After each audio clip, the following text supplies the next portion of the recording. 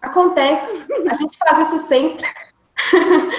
Não, tá ótimo, tá ótimo. Eu vou compartilhar novamente com vocês, só para fazer uma breve introdução. Não é nenhuma aula, tá, gente? É porque, enfim, sobre o que a Mari vai falar mais precisamente, sabe? Sobre por que a gente fala de uma do feminismo negro. Por que a gente quer mostrar uma marca negro dentro do feminismo? Somos todas mulheres, somos todas iguais, nós mulheres pleiteamos as mesmas coisas, então, a partir dessa hierarquia que a Grada Quilomba ela trouxe para a gente, vai partir todo o nosso raciocínio, né?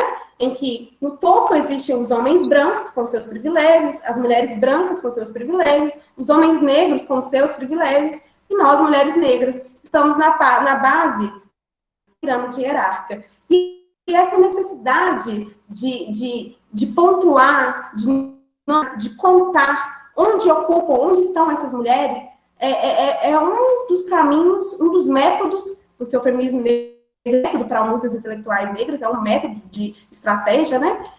O porquê que ele se encontra aí, tá? Então, a gente vai passar por alguns termos que a Mari sabe muito bem, ela vai introduzir para a gente, e espero que vocês, qualquer dúvida no chat, eu acho que vocês estão mais acostumados do que eu, certo? Você, Mari? Você está sem áudio, Mari. Eu sempre desligo esse áudio e esqueço de ligar de novo.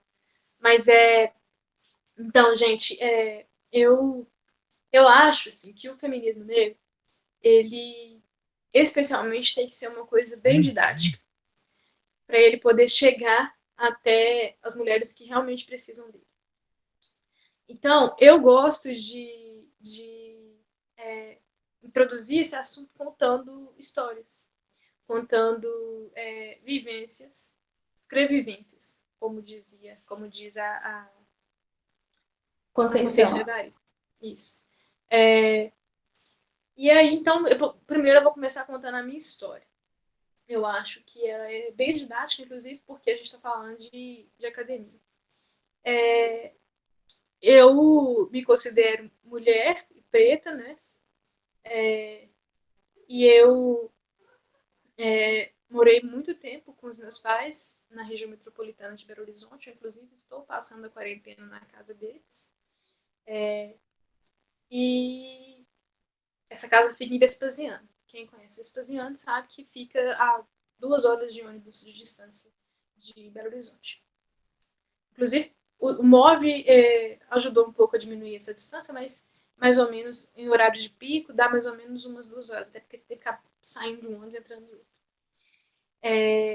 E aí eu fazia esse trajeto, fiz esse trajeto durante os 5 anos de faculdade, e eu sempre eu observava muito, sabe, dentro do ônibus, assim, as trabalhadoras e no meu bairro mesmo, na minha família, as mulheres da minha família. E eu sempre reparei como que as mulheres negras que eu tinha contato eram diferentes das mulheres brancas que eu encontrava na faculdade.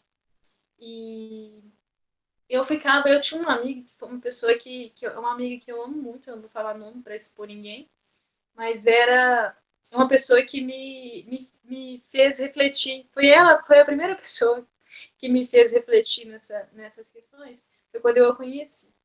Ela é uma pessoa extremamente gentil. Eu nunca vi ela falando um palavrão, eu acho que ela não fala nem palavrão. E ela é muito, muito, muito doce, assim, sabe? Fofa.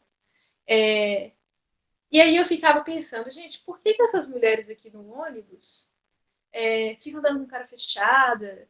E lá na faculdade, as meninas doces e tal, e beleza. Isso era uma reflexão que eu fazia nos primeiros anos da faculdade.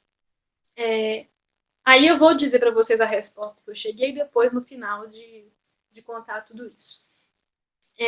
Um processo que acontece muito na faculdade, e eu acho que por isso é interessante a gente estar aqui discutindo feminismo negro, é um processo de embranquecimento. Por quê? quando você chega na faculdade, tem muitas mulheres na faculdade, mas não tem muitas mulheres negras.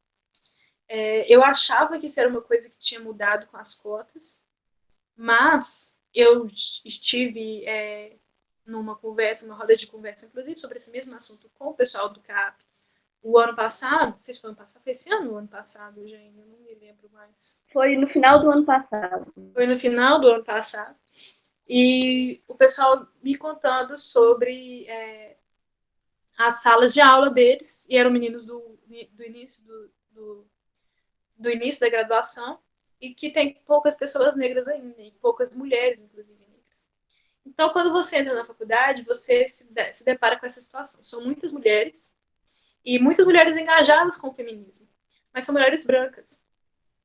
E aí é muito fácil você se engajar na mesma luta que as mulheres ali, porque são as mulheres com quem você tem convívio. E só que, geralmente, e eu acho que vocês vão se identificar muito com isso, os temas que perpassam o feminismo, que a gente chama de feminismo ocidental, né, é o feminismo colocado de uma certa forma como universal, mas a gente vai ver que ele não é universal. Isso não faz com que ele deixe de ser válido, a gente só está falando que ele não é universal. Algumas certas causas e lutas que são encontradas dentro desse feminismo, que a gente vê dentro da faculdade, nos espaços predominantemente brancos, são lutas por paridade de salários, e isso é justo, é óbvio que é justo, né? Por direito ao corpo, direito a não usar maquiagem. A não usar maquiagem, sair de cara limpa, direito ao aborto. Enfim, são temas que perpassam o feminismo, que a gente chama de feminismo ocidental. Eu, particularmente, concordo com esses temas, só que não é mais uma luta na qual eu estou engajada. Por quê? Aí eu vou continuar contando o resto da minha história. Então, e aí quando eu entrei na faculdade, eu me deparei com isso, assim como eu acho que todos vocês se deparam. E isso é muito, muito legal. Eu não cheguei a fazer parte do CAP, porque a minha chapa perdeu, mas eu concorri. Eu concorri e, enfim, eu tive essa realidade, assim, participei de marcha, e isso, o que aconteceu comigo? Assim? Aconteceu que eu me afastei das pessoas que mais se pareciam comigo, na expectativa de parecer com as pessoas que eu tinha contato na faculdade. É isso que a gente chama de embranquecimento. Só que é um processo que você não se dá conta muito bem, porque quando você entra na faculdade, às vezes você é meio perdido.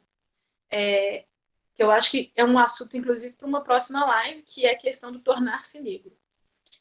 Muita gente é negra e tem consciência de que é negro, mas essa consciência política ela só nasce depois que você tem acesso a um debate racial que acontece muito dentro do ambiente acadêmico, dentro dos coletivos. Se você não faz parte de nada disso, você geralmente é uma pessoa confusa, sem saber se você se identifica como preto, como pardo, como negro, como o que você é, afinal, se você está sofrendo racismo ou não, o que é racismo, o que realmente é racismo, será que racismo é só quando alguém chama o outro de macaco, enfim, as pessoas geralmente ficam perdidas, e aí você entra na faculdade bem nesse momento em que você está perdido ali, a respeito da sua negritude, e você também não sabe disso, porque se você soubesse que você estava perdido, você não estava perdido.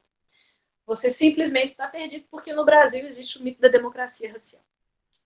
E, enfim, e é muito fácil, então, se eu não tenho identidade racial própria, é muito fácil que eu me identifique com a identidade racial das pessoas brancas com quem eu tenho contato. E foi isso que aconteceu comigo. A gente chama esse processo de embranquecimento. E eu comecei a me engajar nessas lutas, assim, e tal. E foi assim até o final da faculdade. Quando eu entrei no mestrado, foi quando eu comecei a estudar mais os temas ligados ao movimento negro e às questões raciais. E aí eu comecei a... Foi isso que, inclusive, gerou o meu projeto de dissertação atual, que eu falei com vocês, que é Trabalhadoras Negras e Transportes Coletivos Urbanos. E aí eu volto lá no começo da minha história. Quando eu falei com vocês que eu tinha uma amiga muito fofa, muito gentil, e eu ficava me perguntando por que as mulheres dentro do ônibus, as mulheres no meu bairro, na região metropolitana de Belo Horizonte, onde eu morava, as mulheres da minha família, elas não eram daquele jeito. Porque a gente, mulher negra, a gente sofre uma violência que a gente chama de violência interseccional. A interseccionalidade é um termo que parece confuso de se entender, mas eu vou tentar explicar ele tentar explicar ele rapidamente. A gente chama de violência interseccional a violência que acontece com as mulheres negras, porque a gente sofre meio que uma dupla violência. Não é certo falar dupla violência, mas eu acho que ele é didático explicar dessa forma. É uma dupla violência porque a gente sofre discriminação por ser mulher e por ser negra. Então, em qualquer pirâmide social, a gente vai estar sempre na base dessa pirâmide. Atrás os homens brancos, que geralmente se encontram um pouco, as mulheres brancas que vêm em seguida, depois os homens pretos, e depois vem a gente lá, no finalzinho. E isso se repete em vários âmbitos assim, da sociedade, principalmente no mercado de trabalho. A gente ocupa os empregos mais informais, a gente, quando ocupa, né, a gente recebe menos, a gente mora em lugares mais subalternizados e a gente sofre essa discriminação a vida inteira. E para poder sobreviver a isso, porque é desde quando a gente nasce, para poder sobreviver a isso, a gente cria algumas estratégias de sobrevivência. Sobre essas estratégias, que é, inclusive, a minha dissertação. E são estratégias de sobrevivência que a gente não pediu para criar isso, mas a gente teve que criar para sobreviver. E uma delas, por exemplo, é você ser um pouco mais assertiva nas suas colocações, vamos dizer assim. Porque se uma mulher branca dificilmente é ouvida dentro de um ambiente masculino e branco, vamos dizer assim, imagine uma mulher negra. Uma mulher negra num ambiente masculino e branco é o quê? Uma empregada doméstica. E aí ela não tem voz. Se a mulher branca dificilmente tem, imagine a mulher negra. Para poder ser ouvida, desde quando a gente nasce, a gente precisa de uma postura mais assertiva. Lembrou de quando eu estava falando do poema? Sobre a minha assertividade te ofende? É isso. A gente precisa desenvolver essas características. Por exemplo, vocês devem conhecer alguma mulher negra que tem o apelido de Rochelle, porque esse era o apelido que as pessoas adoravam me dar quando eu estava no ensino médio. Rochelle, porque a Rochelle era escandalosa e a Rochelle era muito barraqueira. Mas por que muitas mulheres negras recebem esse estereótipo de Rochelle, de barraqueira e de escandalosa? Eu também falei isso no poema. Para me controlar, você me chama de escandalosa. A Patrícia Hill Collins, o meu marco teórico na dissertação, é uma professora estadunidense que fala sobre pensamento feminista negro. E ela fala sobre esses estereótipos que ela chama de imagens de controle. Para sobreviver, a gente precisou dessas estratégias de sobrevivência. Mas é claro que a classe dominante, geralmente composta por pessoas brancas, homens brancos em sua maioria, elas não querem que a gente saia do nosso lugar, que é o lugar de subalternidade, que é o lugar dos empregos mais precarizados, né? Então, essas imagens, elas servem para nos colocar essa ideia de que a gente tem que permanecer nesses lugares. Por exemplo, de que uma mulher negra ela é muito forte. Vocês já ouviram? Uma coisa que eu escuto muito, as pessoas me falam isso até hoje. E eu até gosto de ouvir, acho um elogio legal, né, Ana? Você já deve ter ouvido também as pessoas te falarem. Eu escuto até. Ana, você parece que não tem problema. Você todo dia tá bem. Você não tem problema psicológico? Como é que é isso? Aí, mas a justificativa, eu acho. Depois de você, eu vou falar um pouquinho da minha história também. Pois é, e sempre as pessoas me falam que eu sou forte. Amigo oculto, isso é muito comum, as pessoas falarem. E é um elogio que eu particularmente gosto de ouvir. Só que é um elogio muito mais presente para mulheres negras. Porque a gente teve que ser forte mesmo. Porque se eu não fosse forte, eu não estava fazendo mestrado, não. Na nossa sala, a gente fez a aula juntas, eu e a Luísa. A gente era quase sempre as únicas mulheres negras da sala. Aliás, eu acho que todas as aulas que a gente fez, a gente era as únicas mulheres negras. Não tem professores negros na pós-graduação. Então, para sobreviver, para poder alcançar esses lugares que estruturalmente não são colocados para a gente precisa desenvolver essas estratégias de sobrevivência. E aí, a classe hegemônica, que eu coloco aqui como a classe branca, e eu espero que vocês entendam que quando eu falo disso, eu estou falando de racismo estrutural. Eu, inclusive, vou aproveitar para promover minha live que eu fiz sobre racismo estrutural na página da Clínica de Trabalho Escravo.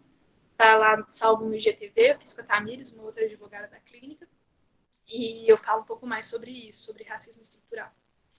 Mas esses estereótipos, eles servem para nos colocar nesses lugares também.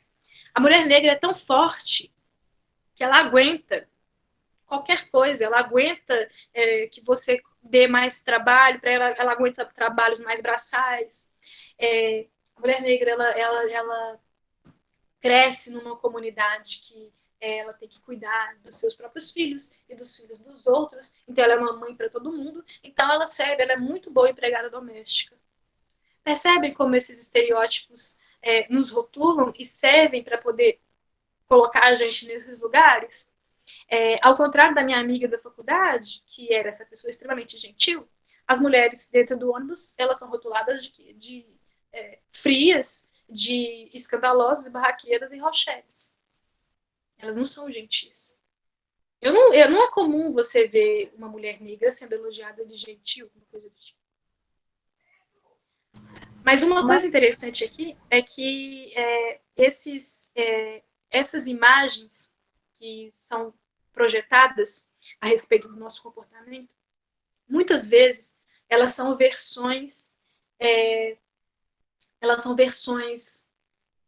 estereotipadas e exageradas e versões estereotipadas mesmo, acho que essa é a melhor palavra, de um comportamento que a gente realmente precisou ser forte para poder chegar onde a gente está, e a gente realmente precisa ser fria, porque se você não tiver uma certa frieza, você vai sair chorando toda hora que você sai na rua, porque é discriminação por tudo quanto é lado, uma discriminação interseccional. Você precisa, às vezes, se impor um pouco mais para poder mostrar que você sabe também. A gente sempre tem, isso é uma coisa que eu escuto todas as mulheres negras na academia comentarem. A vida inteira, a gente teve que ser 2 vezes melhor do que todo mundo, sabe? A gente não tinha que só ser boa numa coisa, a gente tinha que ser boa e tinha que ser melhor do que os outros. porque senão não estava suficiente, senão você não tinha reconhecimento suficiente. Parece que a gente não fez nada na história, sabe? Parece que a gente só serviu para poder... do jeito que a história é contada pra gente, as pessoas negras não têm contribuição nenhuma, os únicos pensadores são homens brancos, pessoas brancas, e a gente tem que o tempo inteiro fazer isso, sabe? Correr atrás de ser duplamente bom para poder chegar em lugares, ocupar lugares mais altos. Então, realmente, a gente vai desenvolver essas estratégias de sobrevivência. São estratégias de sobrevivência. E elas não necessariamente são negativas. Aliás, elas não são negativas, não. A gente é forte, sim. E isso não é ruim, não. Isso é colocado pela sociedade, pelo grupo que se autorrogou o poder de nos definir. Isso é colocado como uma coisa ruim, como uma imagem para nos controlar, mas a gente tem que perceber isso e nós mesmos nos definimos, nos autodefinimos, nos avaliarmos e perceber que isso é uma coisa extremamente, pode ser inclusive positiva para nós mesmos, nós podemos usar isso a nosso favor, porque nós temos vivências que ninguém dentro da faculdade tem. E às vezes esse conhecimento ele parece nada, só que não é, não, ele é muita coisa sim. E perceber isso é o que faz a gente perceber a necessidade de um feminismo negro, um feminismo que se separe, assim, sabe? Como a Ana estava comentando no início da live, assim, a gente somos... primeiro que eu não gosto de falar esse negócio, somos todos iguais, porque isso aí é o mito da democracia racial. Mas ok, somos mulheres. Só que nós temos pautas diferentes. Enquanto as mulheres brancas, muitas mulheres brancas estão na rua, lutando por um direito que eu particularmente acho legítimo, de legalização do aborto, as mulheres negras ainda estão até hoje lutando pelo direito de ser mães, porque sofrem,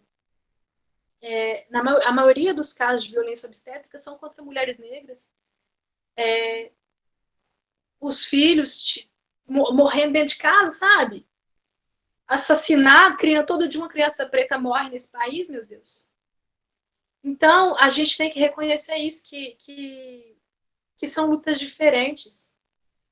E é justamente por isso, e reconhecer esse nosso lugar enquanto vítima de uma violência interseccional. E nos autoavaliarmos se esses estereótipos, trazer a nossa própria avaliação acerca desses estereótipos que as pessoas falam como se fossem estereótipos, mas que são estratégias de sobrevivência. Acho que eu vou deixar a Ana falar agora, já falei bastante. Mas eu vou pegar essa última frase que você falou, estratégia de enfrentamento, estratégia de sobrevivência, porque muitas vezes as pessoas, o feminismo é só uma questão teórica. É uma forma de se pensar o feminismo negro, né? É uma forma de se pensar o feminismo. Na verdade, é uma forma de se... Né? O feminismo, ele não estuda a mulher negra. Ele não vai estudar, como é uma mulher negra. Ele vai estudar a mulher negra inserida na sociedade, como já dizia Djamila Ribeiro. Então, assim, como que essa mulher está inserida na sociedade? Então, quando a gente ouve a Mari falando que ela está no ônibus e percebeu um lugar de mulheres negras dentro daquele ônibus, está estudando e aplicando o feminismo como uma ciência aplicável, não como uma teoria, né? A minha experiência, escrevivência pessoal, assim, ela é um pouco diferente da Mari, porque eu cresci não sabendo que eu era negra. Eu cresci não sabendo, no caso, assim. A minha mãe, inclusive, está na live, ela é uma mulher branca, né? De pai preto. O pai é um homem que eu vejo, né? Não sei, até hoje eu não tive essa conversa com o meu pai. Mas, assim, eu o vejo como um homem negro, filho de pai preto e mãe branca. Então, eu sempre... A única referência racial que eu sempre escutei na minha infância era meu avô falando que eu era a preta do vô, porque eu tenho uma prima, que inclusive está na live também, que eu vi, que ela é branca. A família dela está toda na live. Gente, são 64 pessoas, eu tenho certeza que metade é minha família, porque eu sou privilegiada nessa questão, sabe? E, enfim, e por isso que eu acho que a minha experiência é um pouco diferente, porque eu não tive muitas vivências na minha casa com mulheres negras nas batalhas diárias, porque a minha mãe, por mais que sejamos nós, né, um outro ponto da interseccionalidade,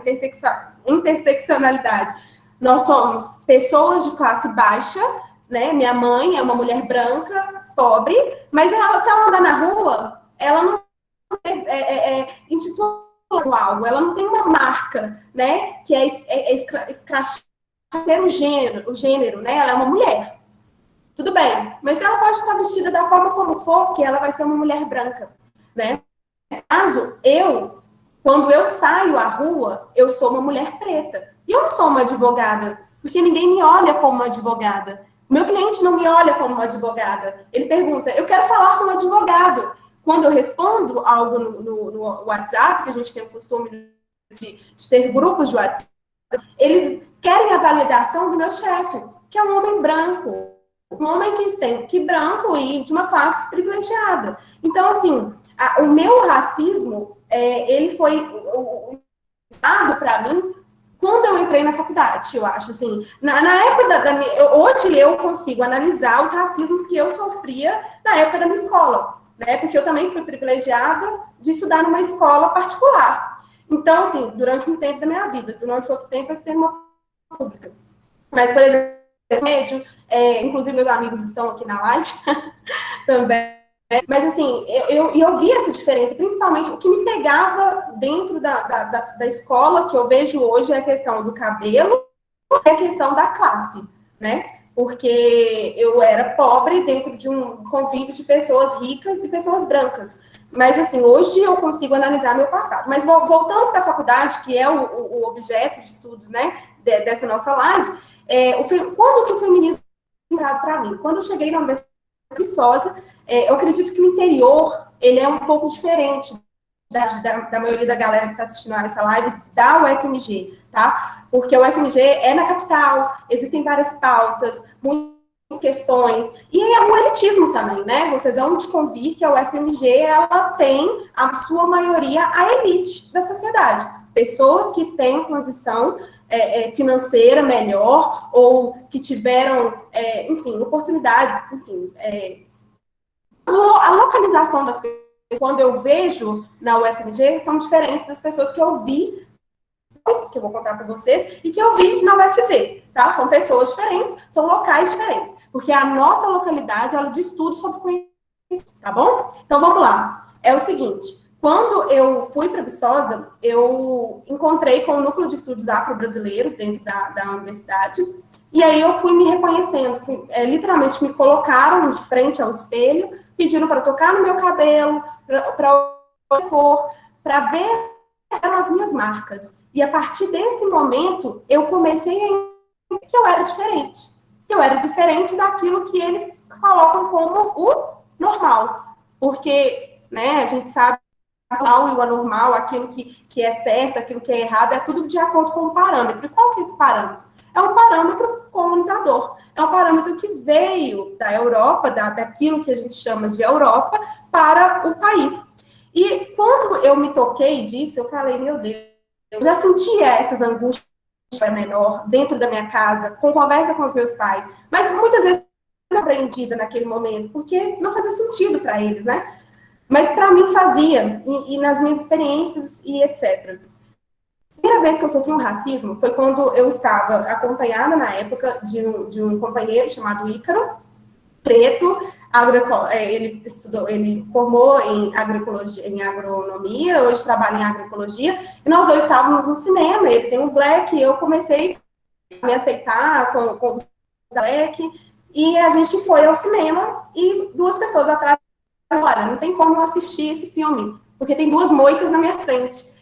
Quando eu ouvi aquilo, eu falei, agora eu entendi o porquê eu estava em frente ao espelho com alguém pedindo para me tocar, para eu me amar naquele momento. Eu entendi Por que que o NEAB fez isso comigo? Pois bem, fui para o Levante Popular e dentro do Levante existe as pautas raciais. Mudei para Ouro Preto, fiz uma mobilidade acadêmica para a academia, que a gente está tendo esse da academia, é uma coisa que eu indico, principalmente para vocês, estudantes da UFMG, saiam um pouco da UFMG, vão utilizar desse que é gratuito, de mobilidade acadêmica, para vocês irem, seja para o Pernambuco, seja para o sul do Brasil, seja para o interior de Minas Gerais, porque a cultura é diferente, o local muda, né? Não é melhor nem pior, tem suas diferenças e eu acho que é interessante para as nossas vivências. Dei para Ouro Preto, eu tive contato, além de pessoas pretas, porque é uma cidade majoritariamente pessoas pretas, só que a gente vê a cidade do turista, né, a cidade do branco e a cidade do estudante, que dentro dessa hierarquia, o estudante está acima até mesmo do ouropretano, né? Mas eu tive muita curiosidade, eu acho, e sorte, de terem amigos dentro do ambiente republicano da cidade. E foi aí que eu conheci o gueto. Eu posso citar aqui o Pelé,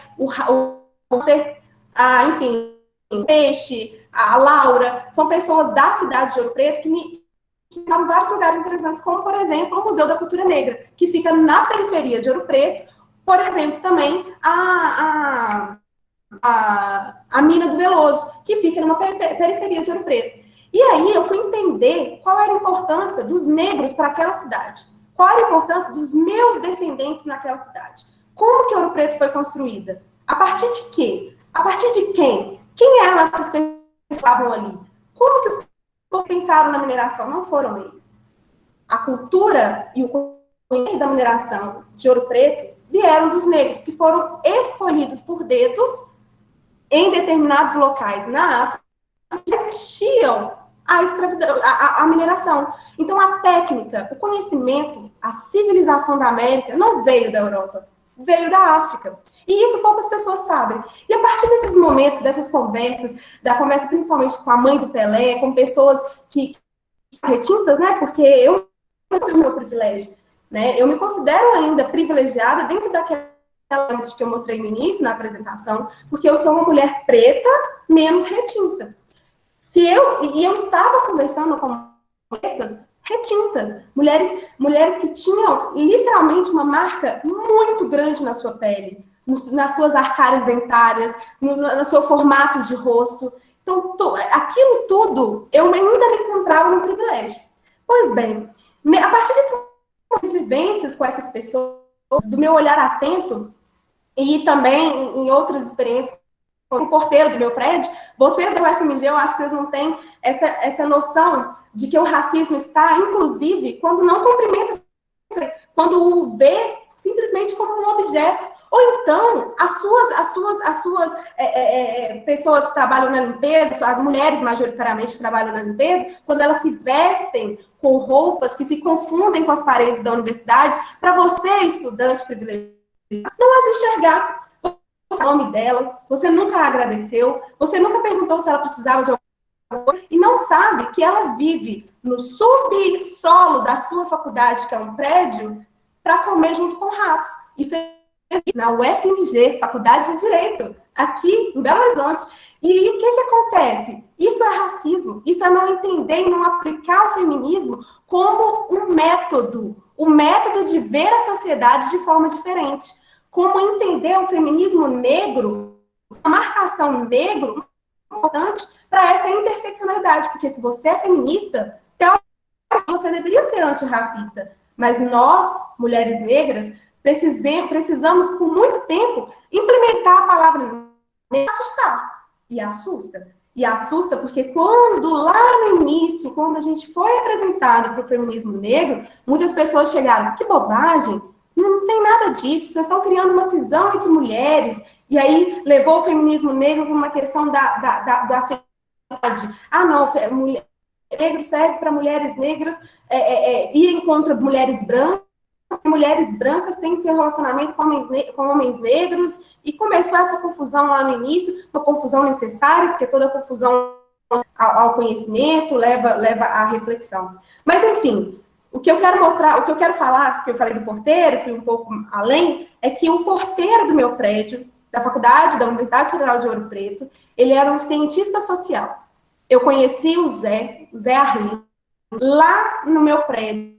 E foi com ele, citei, Ana, porque ele é parte da minha vida, da minha história, que eu tive muitos conhecimentos, que a gente passou e a partir do momento a gente começou a trocar vivências dentro da academia.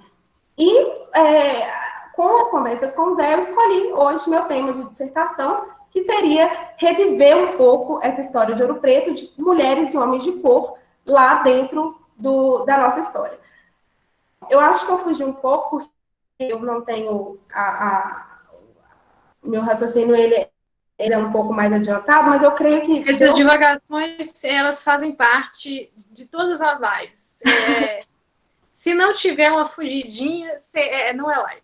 Mas deu para entender, né, Mari, que eu estava querendo chegar. Eu entendi perfeitamente. Entendi. Então, gente, é isso. Eu acho que o que deixa um pouco confuso é por que existe o feminismo negro. É porque as pessoas perguntam, que mulheres são essas? Quem são essas mulheres?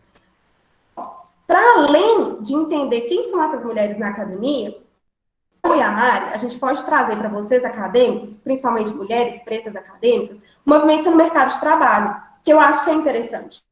Foi um outro momento, olha você ver, eu conheci o racismo em relação a mulheres pretas, em relação a mim, lá em 2014, na Universidade Federal de Viçosa. Quando eu me formei, passei pelo Ouro Preto, passei por essas experiências legais que eu já contei para vocês, em Belo Horizonte.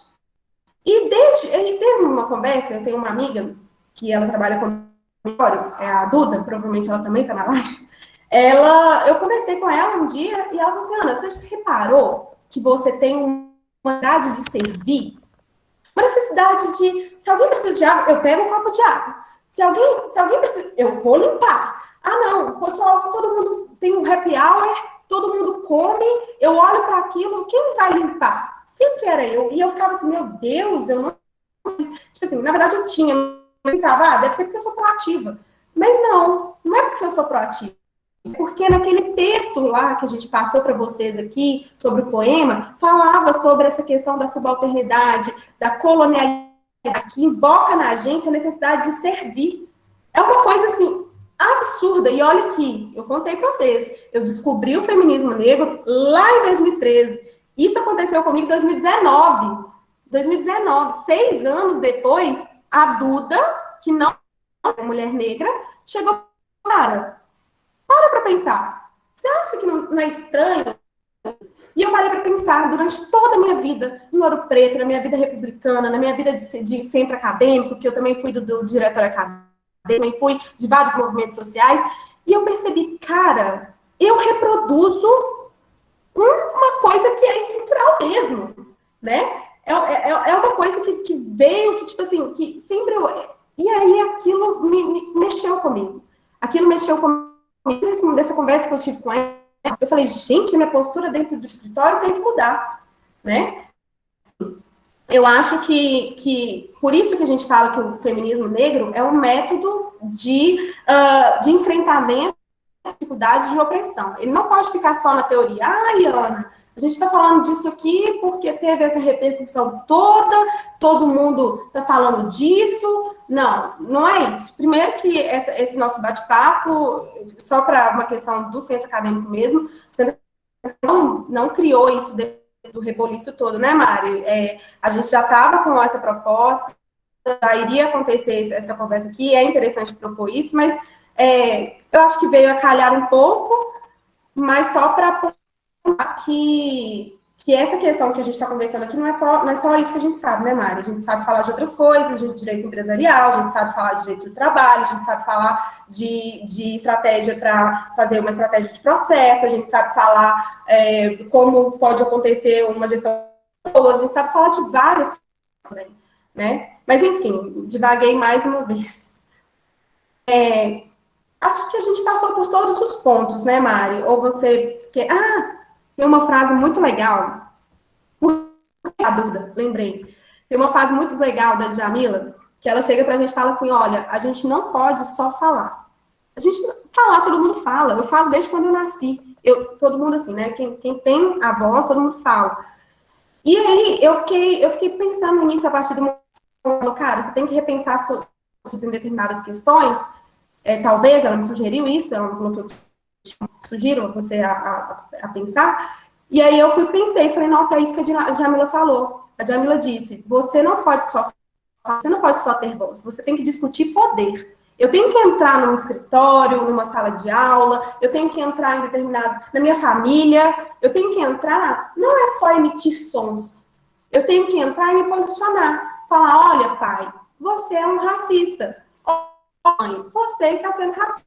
Olha, irmão, você está sendo racista. Olha, fulano, vou papagaio.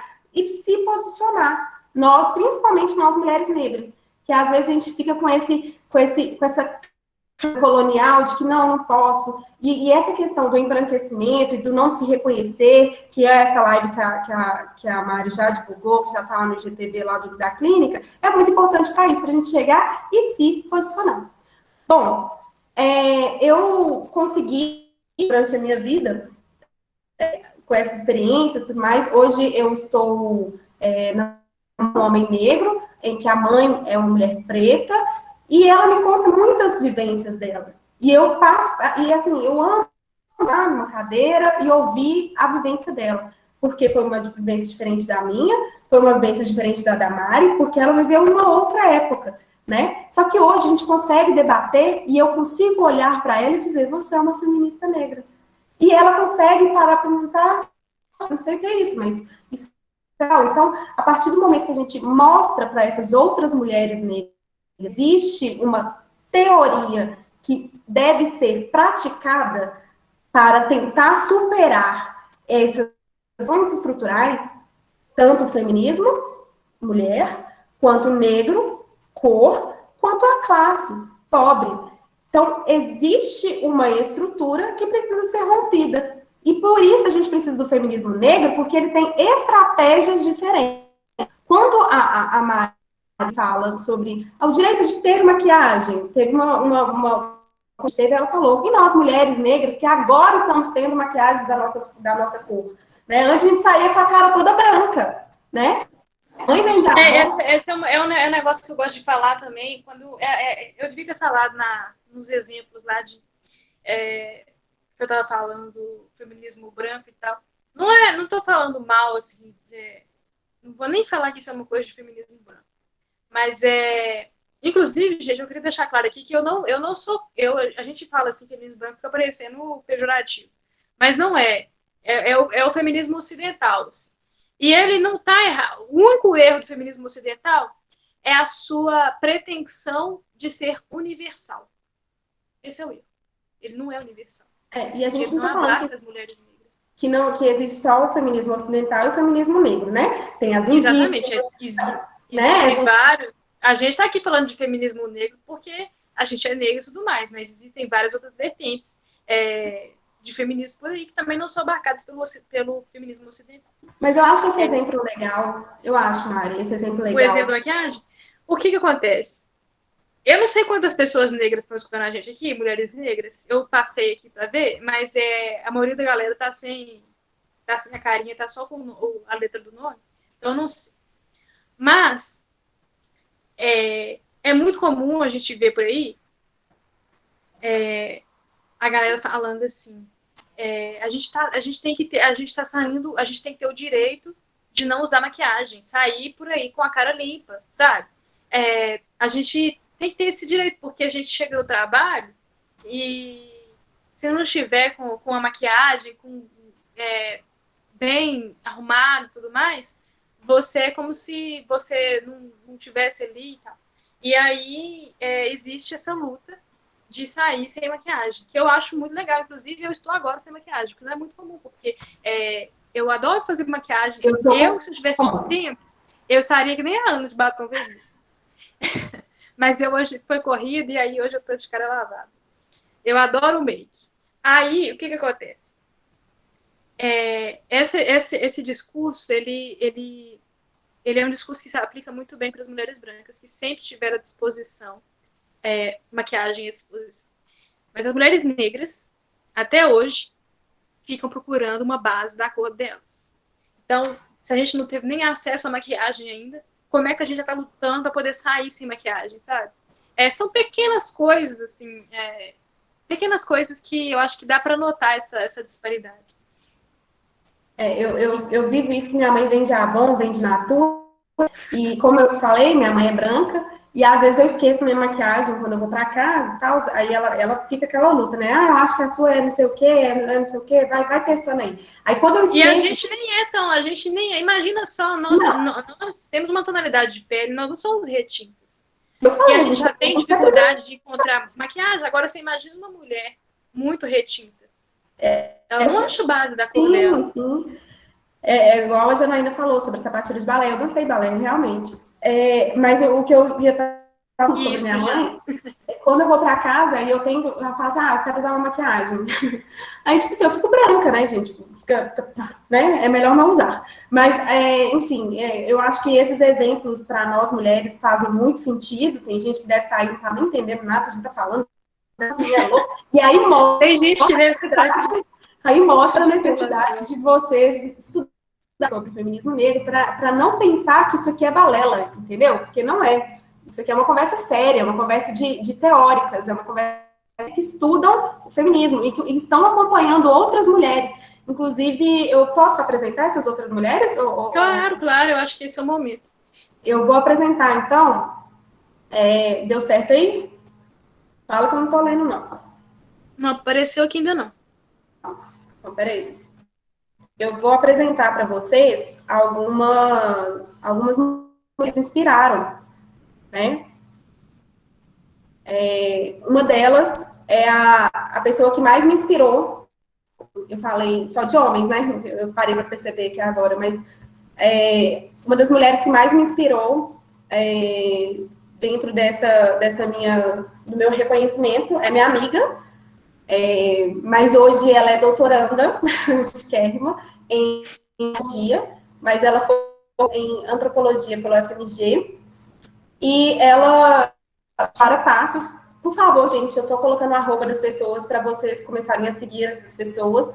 É arroba esfomelara, taurina. Então, ela tem fome e chama Lara. E aí, ela tem um coletivo, dentre vários projetos que essa menina faz, ela tem um coletivo que chama Cagila, e elas são 3 mulheres maravilhosas que fazem o seu horizonte, inclusive remunerado, tá, gente? Se vocês quiserem contratá-las, paguem, porque é uma coisa importante a gente falar, que mulheres negras fazem trabalhos muitas vezes não remunerados. Quem não tem condição de pagar, tudo bem, mas quem pagou, contrate, né? São trabalhadoras que trabalham com a arte. Inclusive, eu tenho um brinco delas. Oi? Eu tenho um brinco desse 2E Adornos, ele é bem lindo. Sério? Chiquérrimo. Bom, outra pessoa que eu acho que ainda... Tá na live, inclusive. Tá na live. Eu já vi ela aqui embaixo. Porque, assim, Mariana, pode entrar. Tem gente que gosta de números, né? Eu também amo números, amo gráficos. Eu tenho um amigo chamado Carlos, ele também deve... que fala comigo, olha, gráfico é ótimo. Gráfico é ótimo, gente de humanas, gente de não humanas, todo mundo, gráfico é maravilhoso.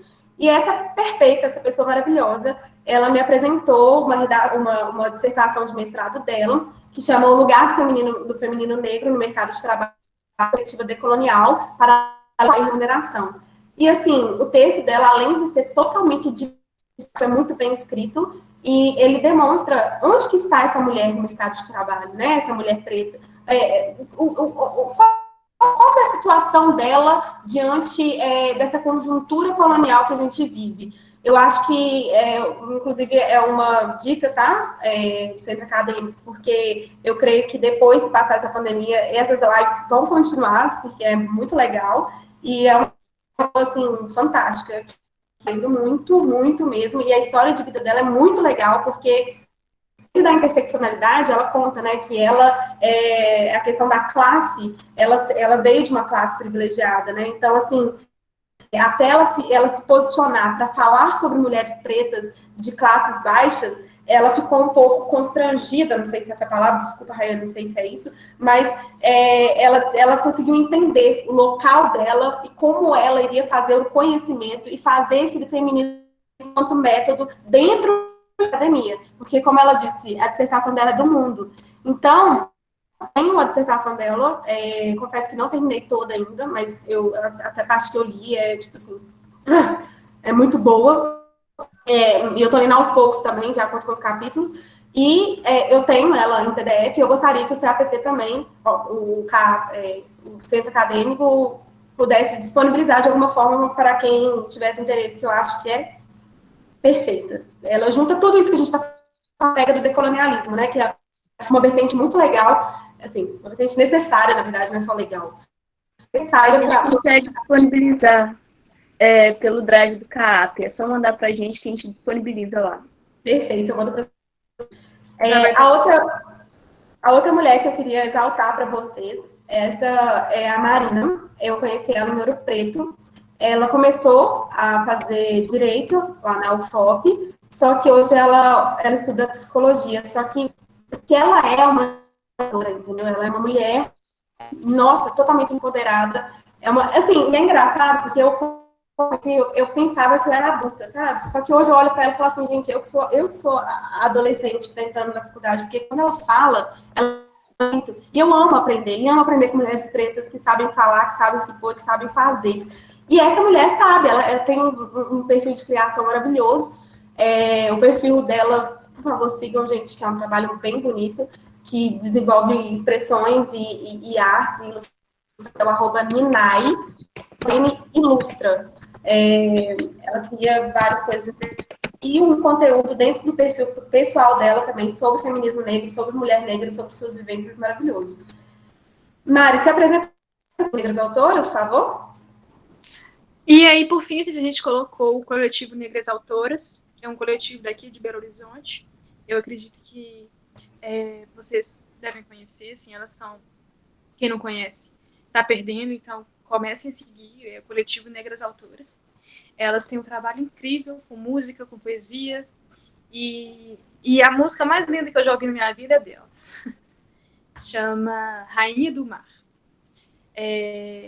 A Nath Rodrigues, ela é um pouco, talvez vocês conheçam, ela é um pouco mais famosa, cantou até no não sei se foi no Sensacional, ou no Sarará. Acho que foi no Sensacional. A Nath Rodrigues, ela também faz parte do coletivo Negras Autoras. E, enfim, é um coletivo de mulheres maravilhosas, mulheres que buscam trazer, exaltar instrumentos de matriz africana. Enfim, é bem interessante o trabalho que elas desenvolvem e lindo. E eu recomendo muito você seguir. Eu costumo dizer que às vezes a gente fica querendo correr atrás de pessoas, né? Vamos correr atrás de mulheres negras famosas, que não sei o quê, e a gente esquece de olhar para o nosso lado. Primeiro, para perceber se existem mulheres pretas perto da gente, que eu acho que aí você vai ter racismo estrutural. É o teste do pescoço, né? Que o David, ele falou que ia ver a nossa live aqui. Não sei se ele está aqui, mas o pessoal costuma chamar de teste do pescoço. Roda o seu pescoço e vê se tem mulheres negras perto de você. Porque às vezes a gente é invisível. Se tiver uma mulher preta do seu lado, pergunte para ela. Fala o que ela faz, o que ela sonha, o que ela quer, porque a partir de aí você vai começar a valorizar as pessoas que estão do seu lado, o trampo dos seus amigos, das suas amigas, principalmente. E aí a gente vai continuar discutindo esse método, esse feminismo na nossa prática, na nossa dia. Então é isso. Eu acho que tinha perguntas, uma coisa assim, gente? Então, vou abrir espaço para pergunta, então. Quem quiser fazer uma pergunta ou um comentário, pode se inscrever colocando o nome no chat, que eu chamarei, ou então pode enviar a pergunta escrita que eu repasso. É importante relembrar que a live está sendo gravada. E caso não queira aparecer na gravação, peço que ligue apenas o microfone. A gente já recebeu uma pergunta no Instagram do CAP, que é: vocês chegaram a repensar a carreira devido às dificuldades encontradas enquanto graduandas? Com certeza. Pode falar, Eu também. Mari? Pode falar você primeiro. Nossa, gente, eu já pensei demais. Por quê? Primeiro, quando eu fui fazer entrevistas para, assim, a minha sorte, entre aspas, é como eu sempre fui do movimento social, eu trabalhei muito no movimento social. Então, eu conseguia ter um dinheirinho durante a faculdade, trabalhar. Então, eu não precisava me portar de uma forma diferente para conseguir ganhar dinheiro na faculdade, porque também, né, igual eu falei que seja, eu precisava de um dinheirinho.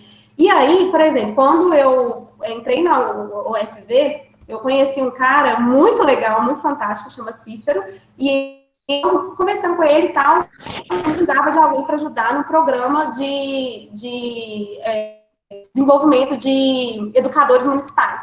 Então, eu estava lidando com a educação. A educação é algo subalterno no Brasil. Então, assim, eu ficava de boa, né? Aquilo, né? Ok. Mas quando eu fui fazer uma entrevista, tipo assim, para escritório de advocacia, eu pirei. Eu falei, cara, esse lugar não é para mim. Esse lugar fecha a porta para mim a partir do momento que eles não querem me contratar porque eu tenho um cabelo assim. A partir do momento que eu me visto de uma forma colorida, que eu gosto de roupas que não são o perfil deles. Quando eu fiz uma entrevista de emprego para esse que eu estou hoje, eu prendi o meu cabelo. Eu fui com o cabelo preso. Então, assim, eu ficava pensando, cara, se fosse qualquer outra coisa, eu não estaria passando por determinadas situações que me constrangem. Como, por exemplo, na UFV, eu queria mudar para a dança, queria fazer artes cênicas, queria fazer ciências sociais, né? Eu queria fazer assistência social, que eram pessoas com quem eu convivia durante a minha graduação, que é uma vantagem do ensino interior. A gente conhece cursos e pode fazer, inclusive, disciplinas nele sem ter uma locomoção. Tanto é que eu fiz aula de improviso, eu fiz disciplina dentro de outros departamentos, tudo isso porque lá eu me identificava. Só que a partir do momento que eu falei, cara, o que eu tô fazendo?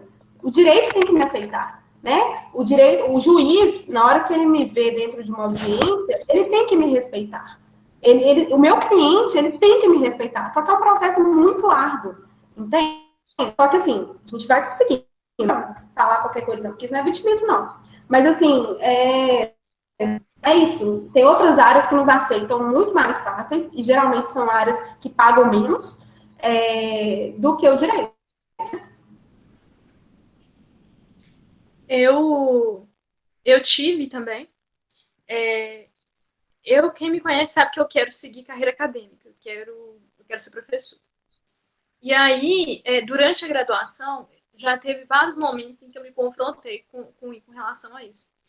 Porque eu conhecia muitas pessoas que tinham esse mesmo desejo e que eram pessoas que tinham muito, porque na faculdade, eu sei que todo mundo conhece o processo de mestrado, a gente tem que fazer um projeto, tem que fazer uma prova, tem que fazer, por exemplo, uma prova de línguas, de idioma, que geralmente a galera fica falando que é uma prova muito fácil e que é uma prova ridícula, inclusive. Eu não achei nada ridículo, mas eu vou explicar mais um pouquinho. Enfim, faz umas provas e tal. E também depois, se você quiser bolsa, tem um negócio chamado Barema, que você é basicamente um formulário que você tem que preencher com as coisas que você fez durante a graduação. E eu não fazia nada porque eu tinha que trabalhar, eu tinha que fazer estágio, porque eu tinha que pagar passagem para poder ir para a faculdade.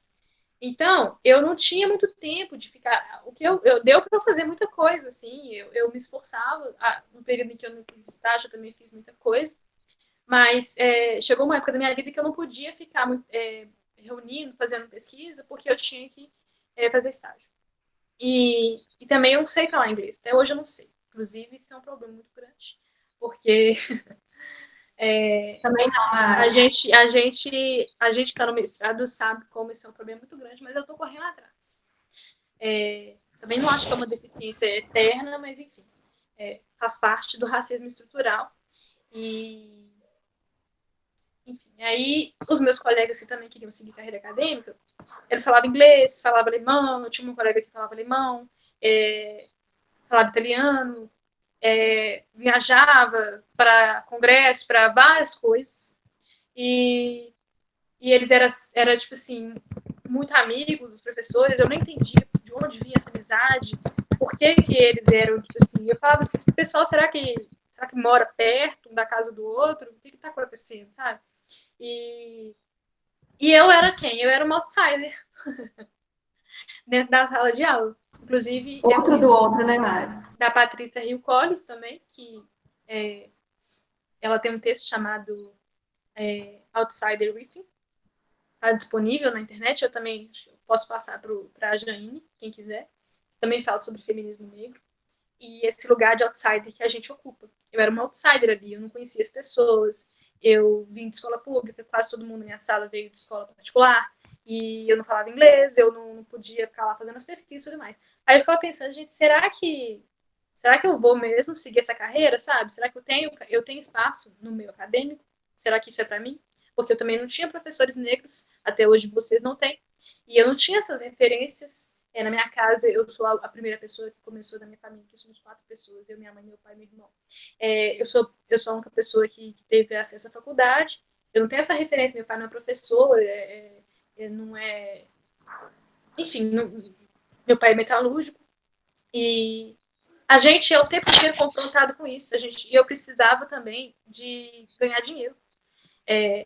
Eu ficava pensando, será que eu vou realmente dedicar 2 anos da minha vida no mestrado e eu, enquanto isso, eu poderia estar aí, tá correndo atrás, tá ganhando dinheiro com alguma outra coisa? Então, foi um processo da minha vida em que eu repensei muito. E eu acho que a maior parte dessas questões são questões que me atravessaram por eu ser mulher e ser negra. É isso. Teve o ministro, né, da Educação, com o último ato, revogando a nossa portaria do MEC, que fala sobre ações na pós-graduação, né? Então, assim, é uma coisa que vai só piorando.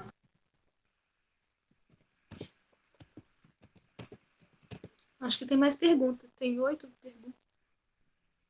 A Nanda Alves falou que nós estamos descrevendo os questionamentos dela desde que ela entrou na faculdade. Eu acho que... Mais alguma pergunta? Eu acho, Nanda, que isso é bem comum entre as mulheres negras na faculdade. A gente está aqui dando voz a problemas que eu acredito que passam pela cabeça de todos os estudantes negros. Mais alguma pergunta? Se tiver, pode colocar o nome no chat ou enviar a pergunta.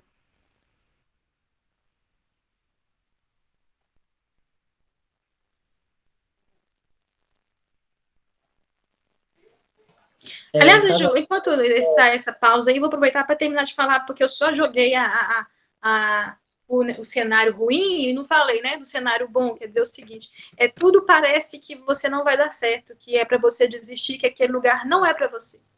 Parecia assim para mim também.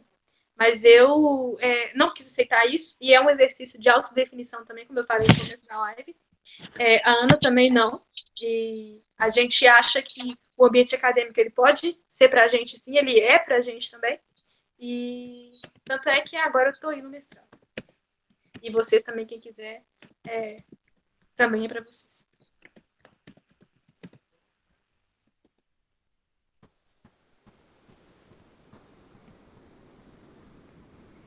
Eu acho que não tem mais perguntas.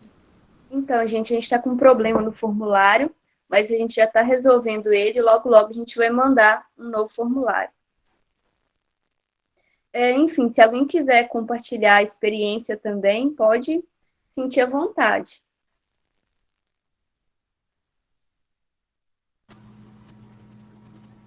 Eu tenho uma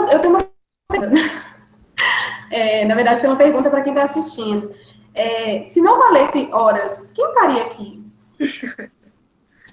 Eu pergunto isso porque a Nina, ela postou uma coisa muito interessante, né? Que os famosos estão sendo para mulheres negras falarem experiências e etc, e papá, e não está tendo visualização. Aí, de repente, a gente... assim, eu sempre fui do CA e era muito... Enquanto movimento estudantil, perceber o interesse nas pessoas em horas. Porque o trabalho que está por trás de tudo, as duas estão dormidas. Simon, você está aqui. Simon viveu isso comigo lá na UFV, gente. O Simon, ele está aqui, a gente viveu dentro do movimento estudantil. E, assim, essas pessoas que estão organizando esses seminários, eles não dormem. Frenéticos, tentando fazer com que tudo saia perfeito, e ainda vem gente reclamar, né? A gente recebe no movimento estudantil, é isso. Mas é um prazer também ter participado do movimento estudantil, mas uma coisa que eu sempre me questionava, gente, se não valesse horas, quem estaria aqui? Né? Então, assim, parar para ouvir mulheres negras é uma coisa que não pode ser só por troca de horas, sabe? Vamos parar para ouvir mulheres negras que não estão uma moeda de troca com você, porque eu acho que isso que é vivenciar o feminismo, entende? Então é isso, gente. Espero que esse formulário dê certo, que vocês consigam esse certificado.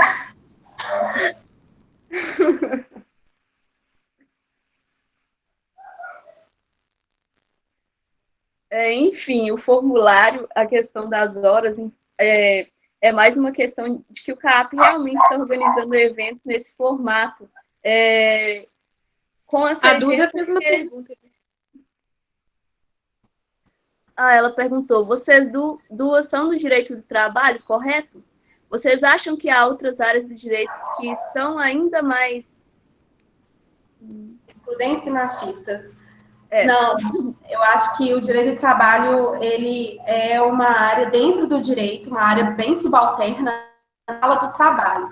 E muitas pessoas confundem direito do trabalho com o direito do trabalhador, esquecendo que é um direito constitucional, primeiramente, artigo 7º, que é regulamentado pela CLT, que tem uma função capitalista, né? As pessoas esquecem que a regulamentação toda do direito do trabalho, ela é estruturada dentro de um capitalismo. E quem é que precisa do capitalismo para tentar auferir aquilo que eles mais amparam, que é o lucro? A empresa. Então, assim, mas mesmo assim, as pessoas associam a trabalhista, tem que mexer pobre, com o trabalhador. A gente mexe, tá, gente? Eu mexo demais. Assim, as pessoas associam a gente como algo subalterno, algo que não deve ser remunerado. Ah, não, advogado também não deve ser, nem saber de direito do trabalho. Então, assim, eu acho que existe inclusive, a maioria das mulheres que formam, que trabalham no ramo jurídico, estão no direito do trabalho. Então, pensa, mulheres estão no direito do trabalho, mulheres pretas estão no direito do trabalho. O direito do trabalho é visto como área subalterna, tá? Que para mim é melhor. É visto como uma área subalterna dentro do direito.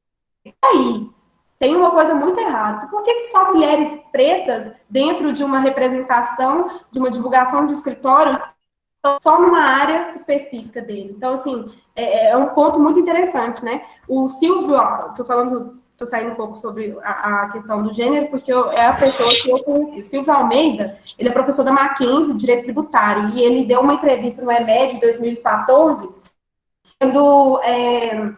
que é muito interessante ele ver o primeiro dia de aula, as pessoas entrando e olhando para ele e voltando, porque ele é um homem preto, e o homem preto não pode dar aula de direito tributário. Então, assim, isso é uma questão estrutural, né? Então, eu acho que dentro do direito, onde existe mais problemas de disparidade, não é nem entre as pessoas do direito do trabalho, eu acho que são as pessoas que trabalham conosco, né? Desculpa, trabalhamos com o direito do trabalho.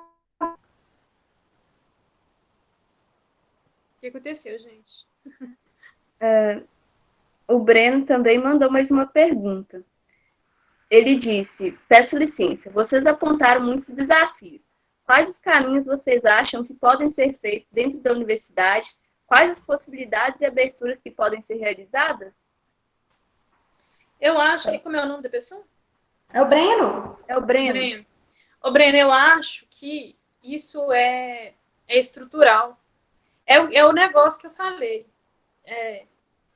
As instituições são as universidades, né, enquanto instituições, elas refletem o racismo que acontece, que está enraizado na nossa sociedade. Isso é o racismo estrutural. Então, a nossa universidade, a maneira como ela funciona é racista. E existem alguns mecanismos de reversão dessa lógica, como, por exemplo, as ações afirmativas, as cotas, mas que nem sempre dão certo, porque esse cara, que eu não vou nem ficar falando nome para não dar palco para ele, mas todo mundo sabe quem é, e eu também não vou falar porque eu nem sei falar o nome dele, que fez a portaria extinguindo as cotas, ou então muita gente frauda também, e enfim. Eu acho que para melhorar isso daí, ó, tanto na academia quanto no mercado, a gente teria que abrir a cabeça das pessoas, tirarem o cérebro dela, botar um outro cérebro e tentar que a nossa história não existiu. Eu, honestamente, eu acho que é esse, assim, sem muito...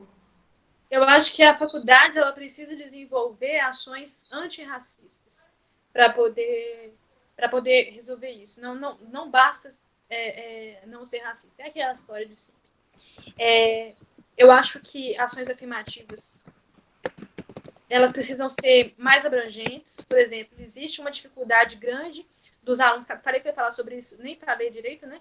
Existe uma dificuldade grande de muita gente estar tentando pós-graduação não conseguir bem na prova do Senex, que é a prova de inglês, de idiomas.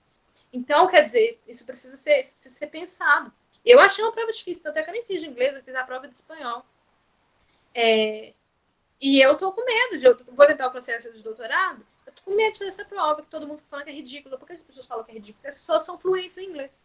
Eu não sou fluente em inglês, e isso é um dos obstáculos, sabe? É só mais um dos obstáculos. Outro obstáculo é o projeto, os projetos, às vezes, as bancas contemplam muito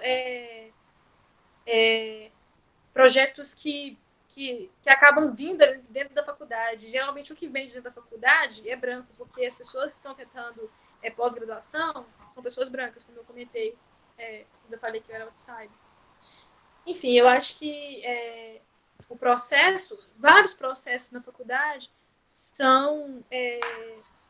eles são enraigados em práticas que são racistas, que são excludentes. O que é racismo, afinal? É você impor prejuízos para uma classe racial. E é isso que acontece com pessoas negras dentro da faculdade. A gente passa muito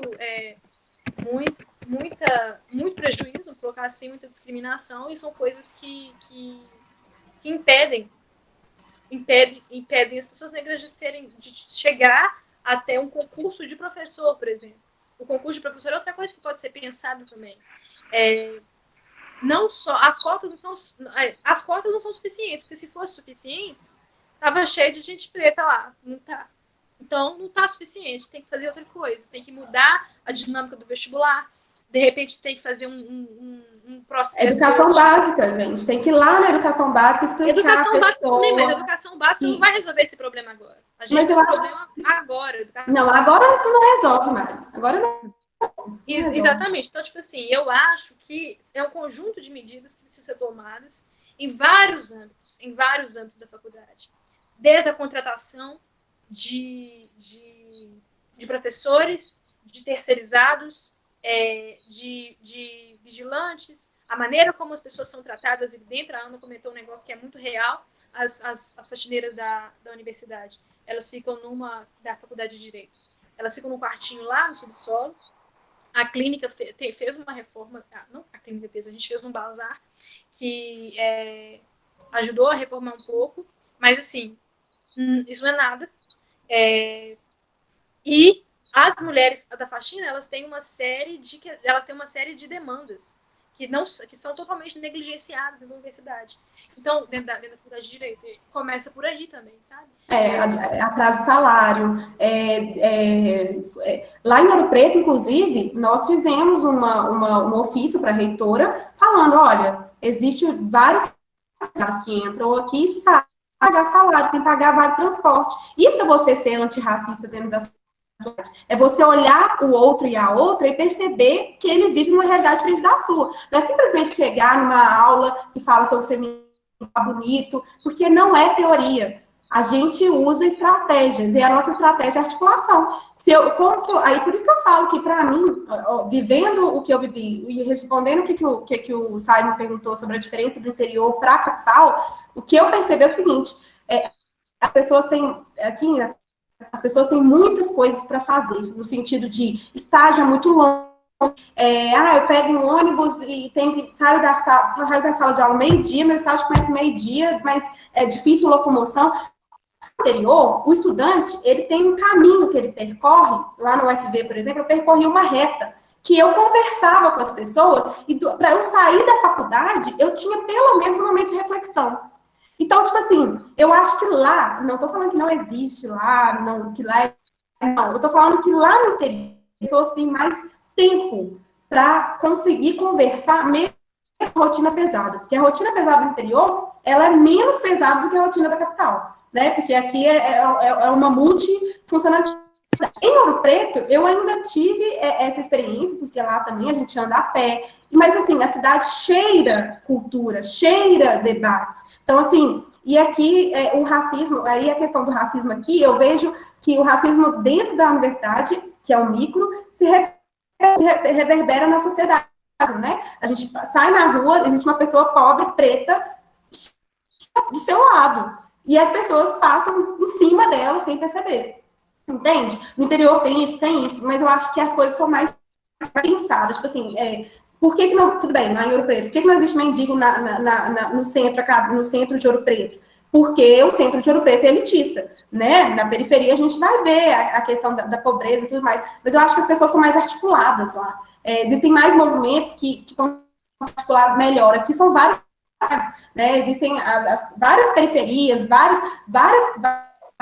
Então, assim, eu acho que eu vivi um racismo, eu vivi mais no mercado de trabalho, mais no centro metropolitano, do que dentro do interior. Porque lá eu conseguia dialogar, eu conseguia conversar, como eu falei, a gente tinha tempo para sair da faculdade, andar a pé, deixar um na casa de um outro, ou então um na porta do estágio e continuar seu caminho. Aqui não, as pessoas vão para a universidade, só querem retirar o conhecimento, não, mas retiram o conhecimento para si, formam e depois tchau, sabe?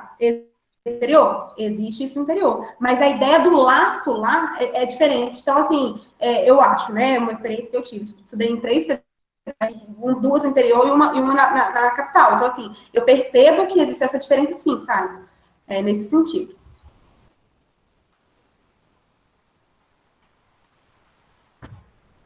Chegou mais uma pergunta agora do Carlos Figueiredo. Boa noite, pessoal. Gostaria de saber como vocês lidam com estudar temas em que a opressão é tão presente. Pergunto isso porque tenho estudado a relação entre a população LGBTQ e o acesso à saúde, outra forma de opressão. E percebo muitas vezes que me inserir tanto nesse assunto tem um impacto negativo na minha saúde mental. Vocês também sentem isso? Com certeza. A gente tem até evitado. A última vez que eu fiquei vendo noticiário de jovem negro assassinado foi aquela vez que os meninos foram executados dentro do carro, com mais de 100 tiros. Aqueles 5 meninos. Mentira. Depois disso ainda teve aquele cara no Extra, segurança no Extra, que foi asfixiado no Extra.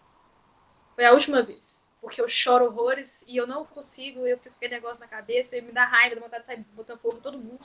Então, realmente, é uma coisa que você tem que saber, você tem que encontrar ali. Preocupe-se também com a sua saúde mental, porque a população negra não tem acesso à terapia. Então, a gente tem que sobreviver. É o que a gente está falando sobre estratégias de sobrevivência. Tentar se inserir na militância, óbvio. Isso faz parte também, para a gente está lutando por coisas, por nossos direitos, mas vai até onde você consegue, sabe? Não dá para sair que nem doido. Geralmente, quando a gente começa os primeiros passos na militância, a gente quer abraçar todas as causas, a gente quer mudar o mundo. Isso é muito bonito, inclusive. Só que se a gente não tiver apoio, inclusive mental, a gente corre o risco de estar se auto-sabotando. Assim. Então, a gente Eu até hoje não sei lidar muito bem com isso. Essa quarentena para mim está sendo especialmente trágica, assim. Eu não passei por um momento muito tenso da minha saúde mental, assim, e envolvendo essas questões, deu uma pausa na minha dissertação. Mas é isso, eu acho que a gente tem que ir caminhando com calma, um passo de cada vez, e se preocupar, sabe? Se preocupar com você, com seu pai, sua mãe, com as pessoas que Perguntar às pessoas estão como ali. elas estão. Oi? Perguntar às pessoas como elas estão é importante, como elas estão. Quanto essa pergunta, Carlos, eu, por exemplo, eu pensei em desistir 500 vezes dessa live. Eu desisti muitas vezes dessa live. Porque eu não tava, tipo assim, falando, cara, de novo, sabe? Vai ficar, nossa, sério. Primeiro que a gente tá cansado de não ser ouvido, eu acho. Que é uma coisa que pega muito. Porque a gente fala e não discute poder, não discute o saber, porque as pessoas não querem te dar credibilidade. Então, assim, isso já cansa. Depois eu fiquei pensando, meu Deus, tanto é que meus pais dessa live depois que o CEP acadêmico divulgou no Instagram, porque eu não estava afim, meus amigos só ficavam sabendo a divulgação no Instagram. Porque, assim, eu estava emocionalmente abalada. Foi uma coisa que me deixou. Tanto é que eu passei uma semana na casa dos meus pais nessa quarentena, porque eu estava. É saturante. Fiquei essa semana na casa da minha sogra, porque é saturante. E aí, é isso. Eu acho que realmente inserir de corpo e alma, e mais de corpo, dentro desses é um pouco doloroso, sim, mas é necessário. Só que, igual a falou, no limite de cada um. Eu quase estava fora do meu limite, mas eu percebi que não, que dava para respirar e.